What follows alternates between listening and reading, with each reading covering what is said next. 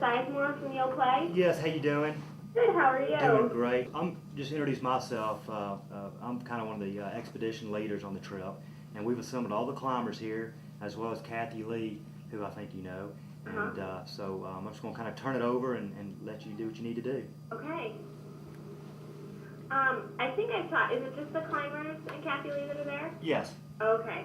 I talked with each person individually over the past 2 weeks, and again, I just want to extend my congratulations on behalf of Yoplait South Magazine and the Susan G. Komen Foundation by letting you know you've been selected as a group as a Yoplait champion in the fight against breast cancer group.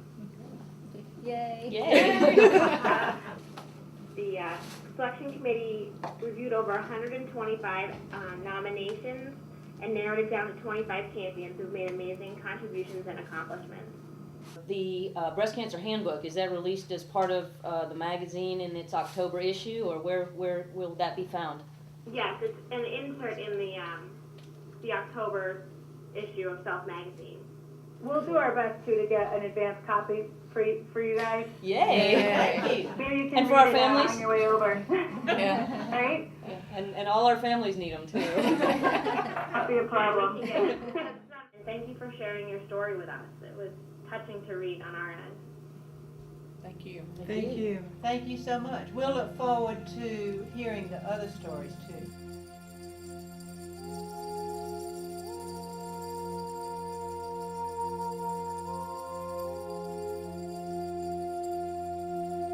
You expect to go on through life. Your husband's working, and I was still gonna stay home with the children and take care of them, and do the different errands that need to be run every day, cooking, cleaning, all that kind of stuff, going to church, and then all of a sudden, you're hit. Your whole life just kind of stops for a second, and it's almost like God says, "Stop, slow down," and He did. He made me slow down. I was so busy just doing and living life. And when I was told that I had the cancer, it was a shock. And there's no other way. It's a shock. It don't matter what age you are. I was 31.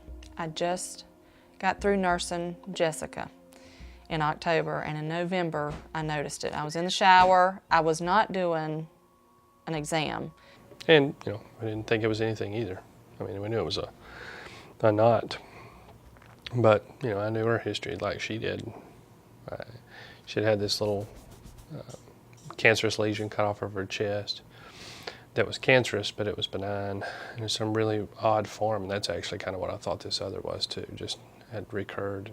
Due to our situation of just moving here and everything, I was trying to wait for us to get kind of settled. That's actually, I guess, why it took so long to get her back into the doctor. We didn't have that insurance, so we had to kind of wait and kind of get started on that. So.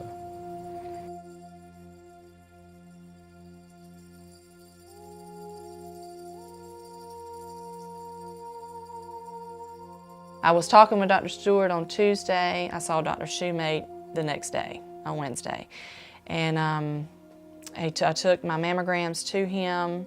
He looked at them and he came in, and I want to think some of the first words out of his mouth was, "You're so young." I think he just knew already. He said, this is not a mass, this is a tumor. And he talked to me, he said, "I need to do a biopsy today." We went in, I think it was a Wednesday, and had the biopsy, and I even called back, and I talked to his nurse, and I said, "You call me first. Especially, if it's bad, you call me first. If it's good, you call her. That's fine. But if it's going to be bad news, I want to be around, to be able to, I don't want to have to be at work and her not be able to get in touch with me." Dr. Shoemate had went home and was still trying to get a hold of us, so he got a hold of my husband at work finally and told him that he was 80% sure it wasn't cancer, but we needed to remove it to make sure. So I was actually feeling pretty good. I was like, 80%, that's pretty good, I expected this excision to be, a bump in the road, it basically gave me a day off work, and that's kind of how I looked at it. I was like, yeah, a little relaxation, just a day off. Marilyn has a minor surgery, and we get to come home, and then I got to go work the weekend again, and it just didn't turn out that way. I will have to say, it was the farthest thing from my mind that it was cancer. I had my makeup on, I was feeling good. I had my family, my mom and my mother-in-law was all there, and Andy, and I had 2 different preachers there. I just had a lot of support and everything. And once I got out from the anesthesia, they rolled me into my room, and I remember seeing my husband, and he was smiling. And he came into the room, and he said, "I have good news and bad news." The good news wasn't it wasn't in my lymph nodes. That was good. But he had to remove one of them because it was already swelled. It was in the vessels headed to the lymph nodes. And then, of course, the bad news was it was breast cancer.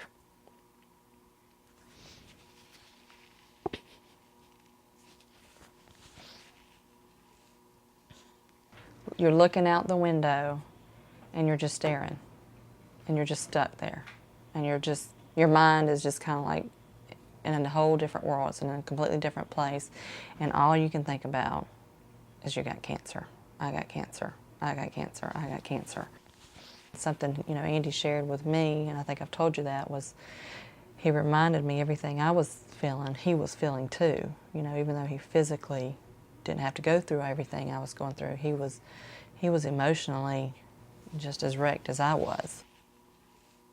On the way home, I remember I got so angry.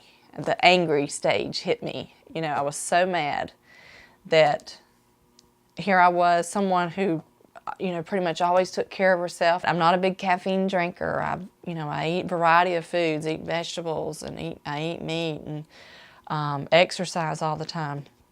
And here I was thinking I was doing all the right things, and here I was with a disease that could have taken my life. And I know other people out there who, smoke and drink and just don't take care of themselves, and they're doing fine. They're not having cancer.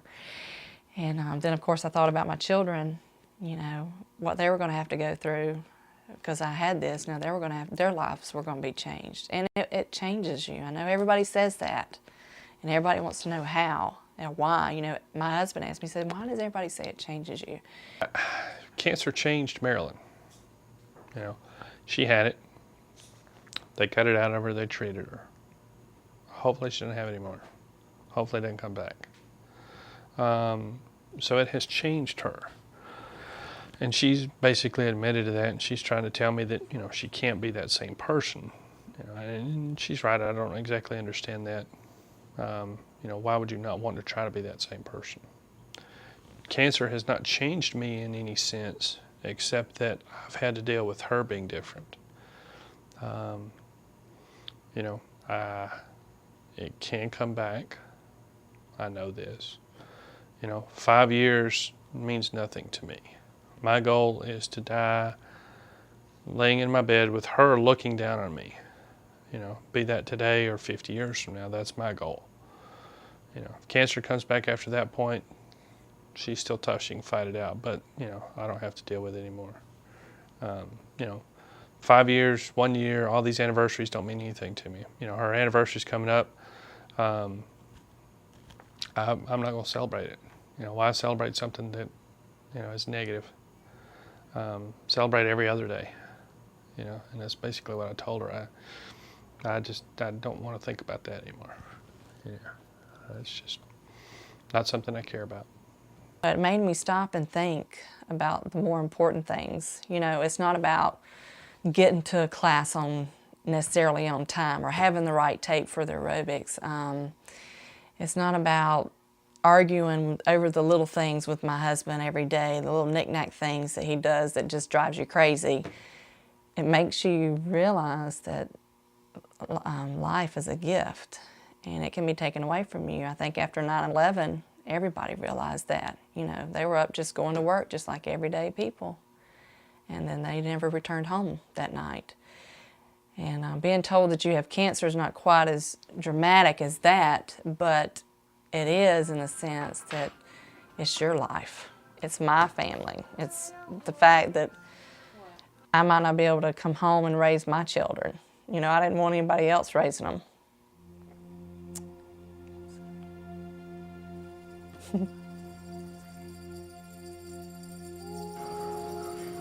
What the climb has done for me has given me the opportunity to get out and talk to younger women. But when I got to talking with them about the climb and realized what they were doing, and it meant something. I was like, this is something I can do. I don't know, it kind of gave me a purpose in life.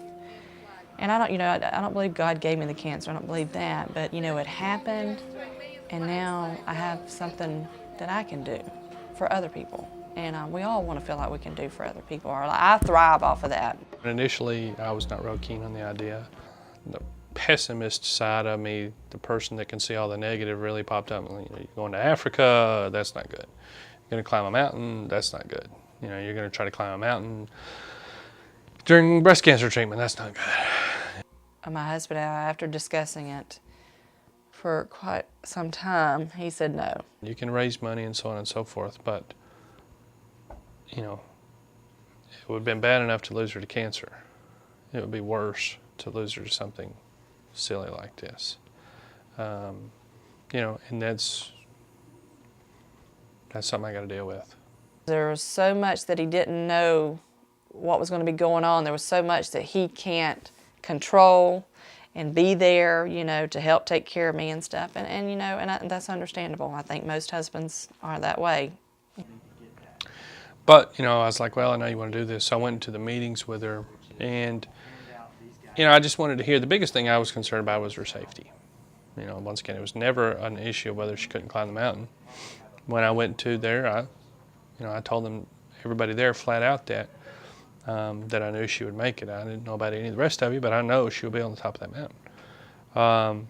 You know, so concern for safety was my biggest issue. I am, and she probably told you this, I'm fairly overprotective.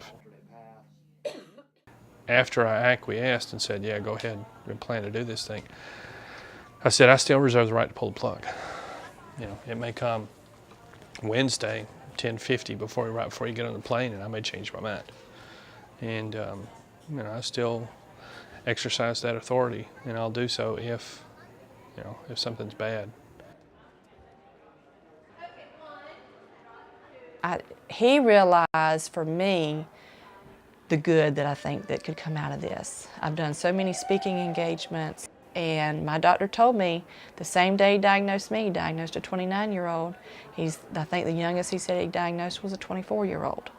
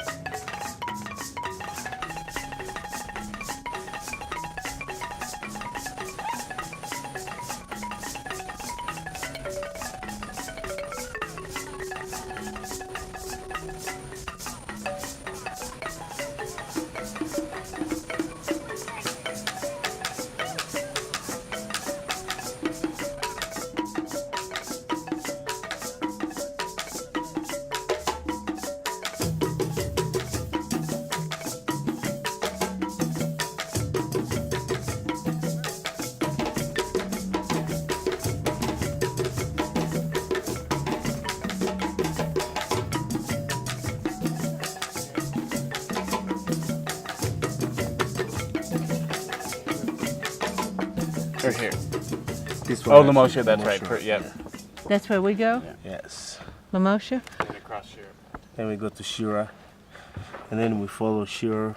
We go all the way to Shira 2, which is actually known as Fisher's Camp. Uh-huh. And then we go to Lava Tower, Uh-huh. Shark Tooth, and then we go to this place here called Ruined Hut. That is actually Aero Glacier. Uh-huh. And then we do the Western Bridge, get to the top, spend a night there, and then you come back to Barafu for lunch, and all the way to Mecca Camp, and then out. most challenging day of this whole expedition, I'm expecting to be this day here, day 6. Day 6. It's just, you know, the reason why I'm saying it's challenging is just, it's a very short, I mean distance-wise, but it's, you know, there's switchbacks, and it's, you gain a lot of altitude. So you'll be slow, I mean Look where we automatic. come down. This is where we come down. Yes. Look at that drop. That's the day you need your knee Basically, braces. yes. And one thing that I have, the physical part of it, it's nice if you're physically fit, but I think it's more in here as well.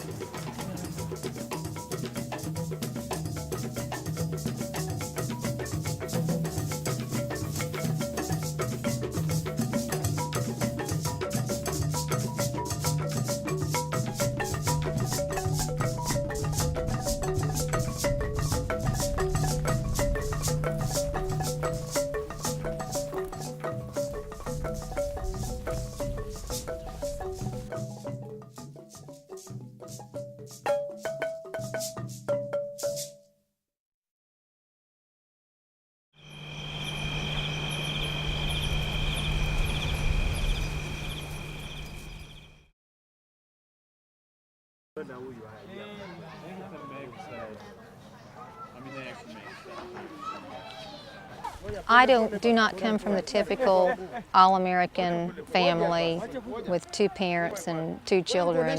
We never had a steady income. I had, there were 5 kids in our family, and we, you know, we struggled. But I remember one year at Thanksgiving, someone knocked on our door, and my mother and my stepfather went to the door to answer it, and it was someone standing there that we didn't know who they were, but they had 2 sacks of groceries, and they handed them to us and walked away. And my mother sat down and cried.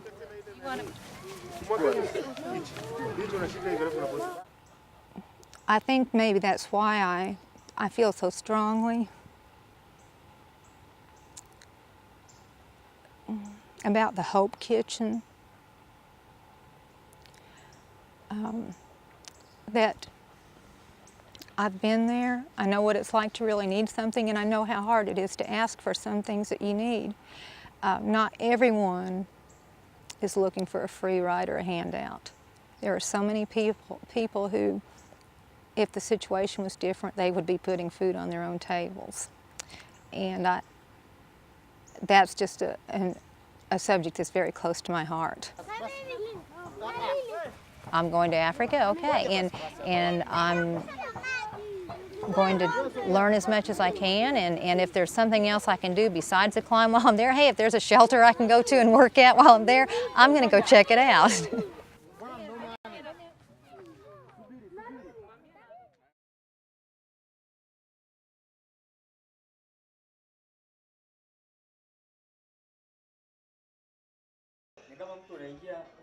I do tend to look at things, it's more easy for me to see the negative side of things sometimes than the positive, and so I have to really work at looking at things in a different way.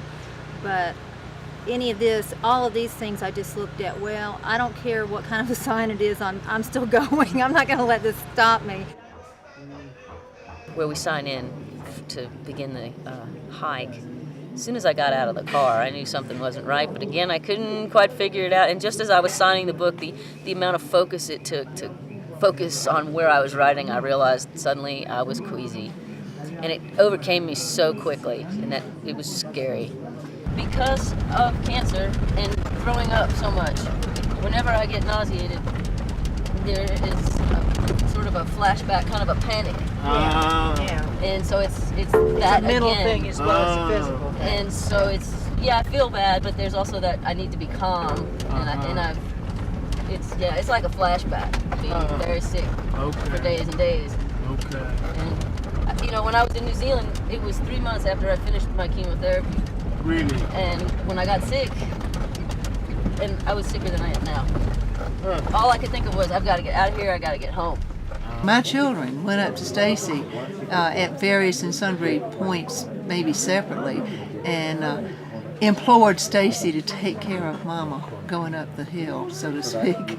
And this morning, I would rather not have had to do it that way, but I got to take care of Stacy because Stacy got sick. So, you know, when you go through hard times together, it's always a bonding effect. Jane stood by me when I was sick, and she really mothered me. And who doesn't need their mother when they're feeling like that? Am I passing? Yeah. Passing the mommy course. I can tell you've done it before. Yeah. My mom died of cancer 9 years ago, and at the time it was only 6 years. I didn't want to tell my dad, and I just felt like, God, I don't want to do this to him. So I actually told my stepmom first. I couldn't tell my dad. And I said, as soon as he knows, you know, please tell him to call me. But I just couldn't tell him. That was probably the hardest thing I had to do that week. It's pretty much a common cliche that cancer will make or break a relationship. When I became ill, things were not going well anyway at the time between my partner and I. And this definitely tore us apart. The main thing that bothered me the most was that even if she wasn't going to remain with me after the illness, that she could have at least taken better care of me. This is someone I invested a great, deal of time of my, part of my life, at least 7 years of my life in, and had always taken care of her. And suddenly the roles were reversed, and she walked away. Oh no!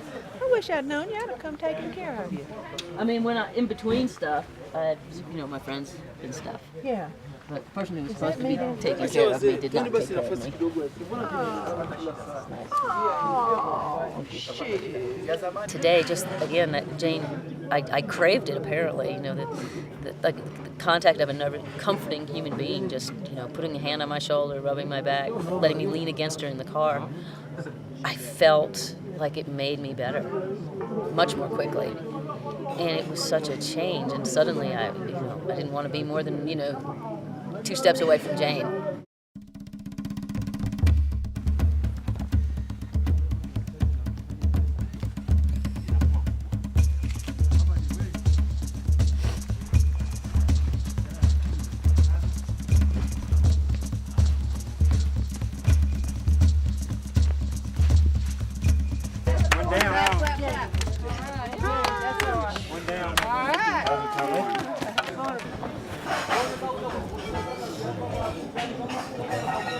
Kama ni moja basi kafunge ile pale ni ile dada ile kama ni moja basi kafunge ile.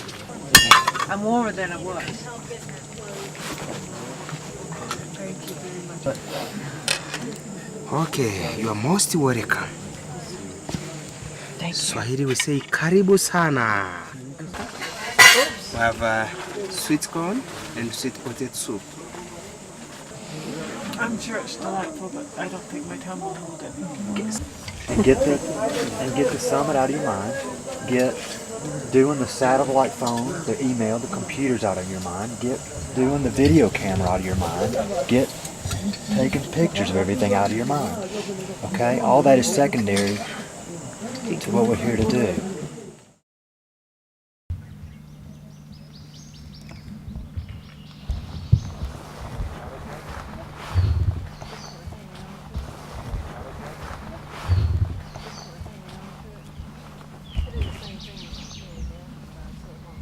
To put your feet. Every little bit helps. Yeah, I'm not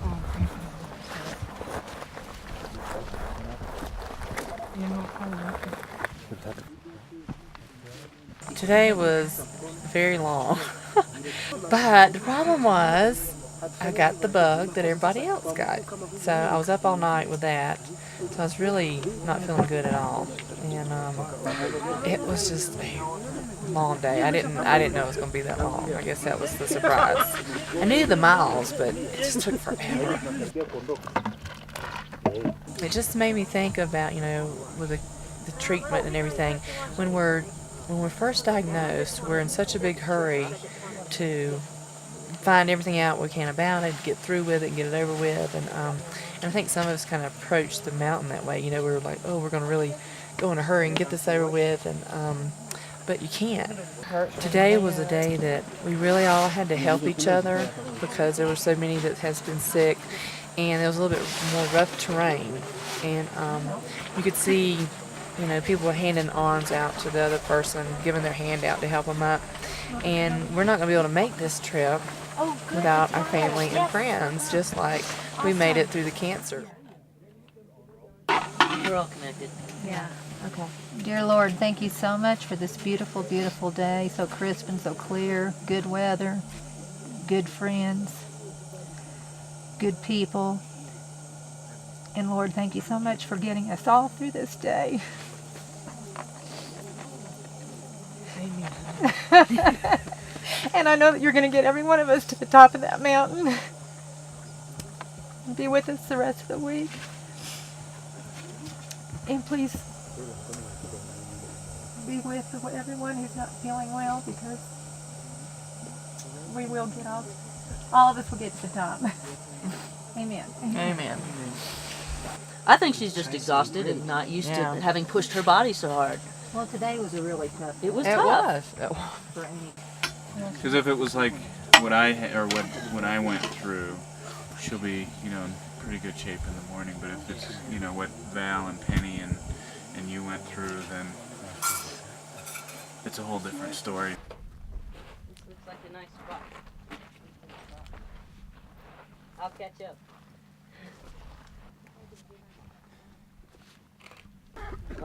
That's a big mountain. Get ready to go. Okay. The thing is, it gets harder, and I don't want to be weak when you get to the hardest spot. You know what I mean? If you choose to stay on, you will be strong enough to make it. Yeah, we'll see. And I think you will. I just absolutely think you will. We shall see. If I don't feel much better before this day's over, it's going to get real questionable. I would just suggest you don't make any snap decisions, because I was dragging yesterday. I don't know how you did it. Something I turned literally inside don't out. know how you did it yesterday. I feel fine today. I'm a little tired, but I feel fine. As I'm eating more, I'm getting more energy. I'm able to drink more. Yeah. So, it'll do. Okay. It'll do. Are we getting ready to do it? I'm supposed to be tough. I'm the athlete. I'm almost, and part of the thing about getting sick is not just feeling ill, but also feeling like I'm letting people down by being sick, which is a pattern that repeats from cancer. Getting sick to me was a failure. Not something I chose, of course, but it still felt like failure. We've talked about some things and options for us, as we talked about last night. And I think Tom and I and the rest of the group will agree. We'd hate for anybody to cut something short. But you know yourself better than anybody, and you know your limitations. Yeah. And the whole thing was just to come over here and support women and support breast cancer. But I think tomorrow is going to be, it's going to be a difficult day for everybody. Yeah. So it just, Which might mean if I hadn't filled my stomach and got myself back together, might be even more difficult for me. I know you can do it, and it's just the stomach bug that's kind of got everybody kind of well. Man, yeah. And so we couldn't control that, and we talked this morning. I'm gonna support you in whatever you decide to do is best for you. And I think everybody here, the whole team, is in agreement with that. Yeah. We just want what's best for you. Well, let me think about that. Yeah. Pray about it. If I don't go any further, I'm sitting here looking at a mountain and have done something I would never do in my lifetime with a group of people that I would probably never have known otherwise. That is I'm going to cry, a cherished thing for me. I love you. These girls, I'll take care of Stacy, and we'll be meet you at the bottom of the hill. I'm happy. Oh, you're sweet boy. Remember, Rick Ebbinghaus looked at me and he said, "There's no doubt in my mind that you'll make it up that mountain," which makes me feel sort of guilty thinking about not doing it. But nobody told me I would have the throw-up bug either. I hate not to make it to the top, but I don't think that would be ultimately disturbing for anybody.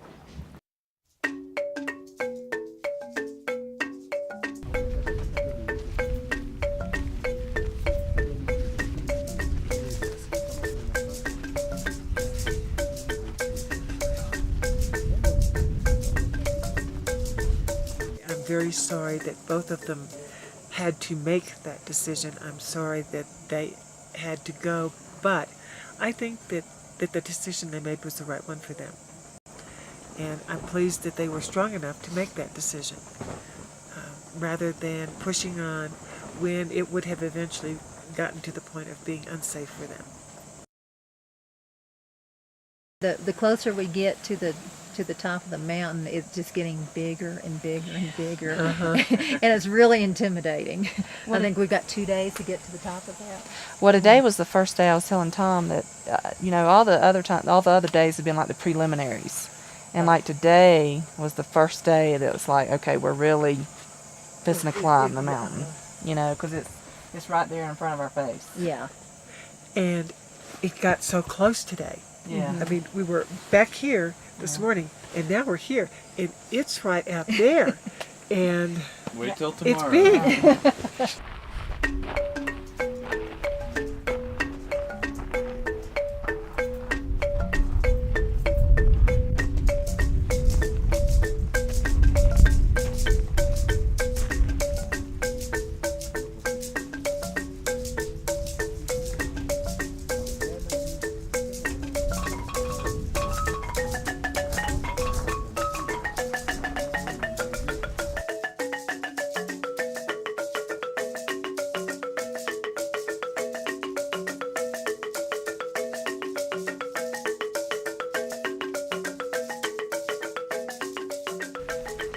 I know what my chances of living are, and I am going to make the most of every single minute I have on this planet.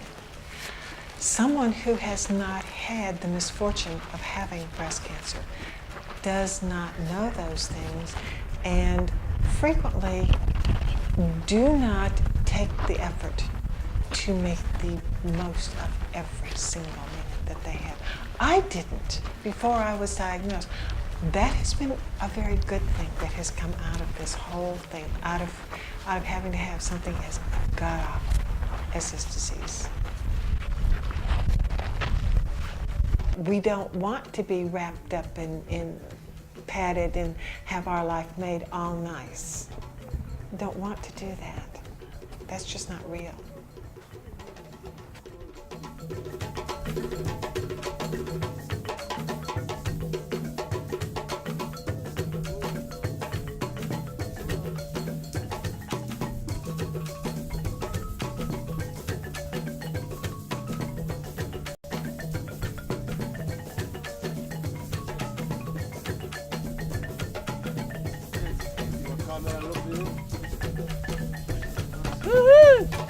Ayeya! Mambo super! Mambo chega! Mambo chega! Yo yo!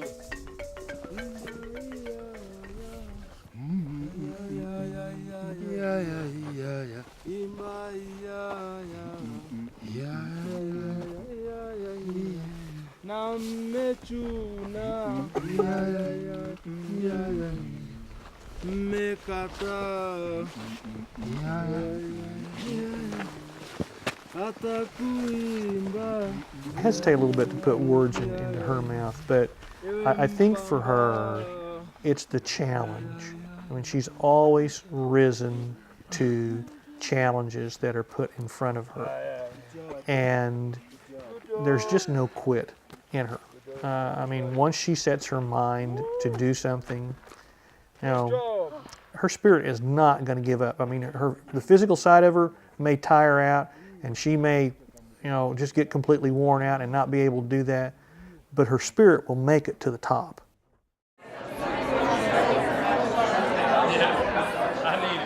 I had cancer.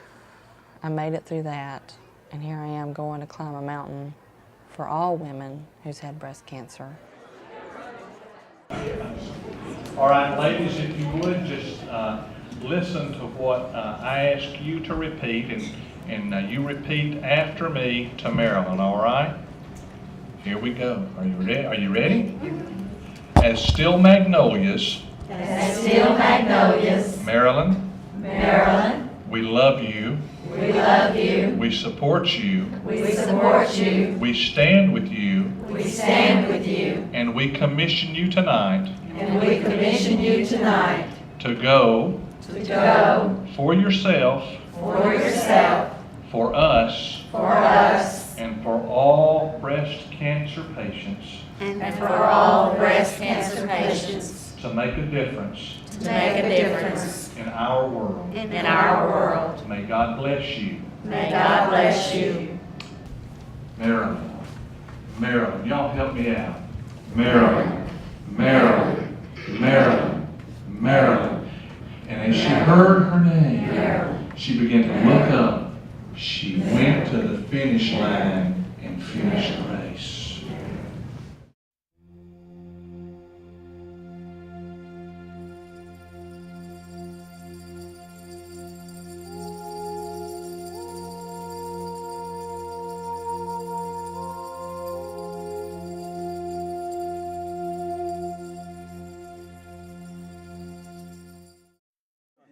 Kilimanjaro, Kilimanjaro, Kilimanjaro, Kilimanjaro ni mrefu sana. Kilimanjaro, Kilimanjaro, Kilimanjaro. Finally deciding that I am a survivor.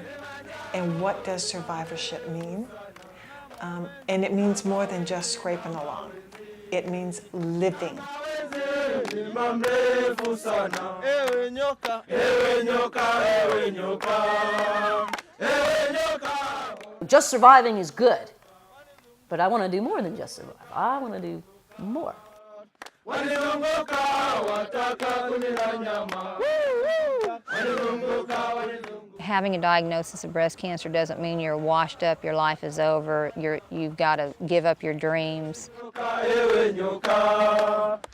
It's a chance for you to stop and regroup and think about what's important in life and who's important in your life and stuff. And in a sense, that's a good thing.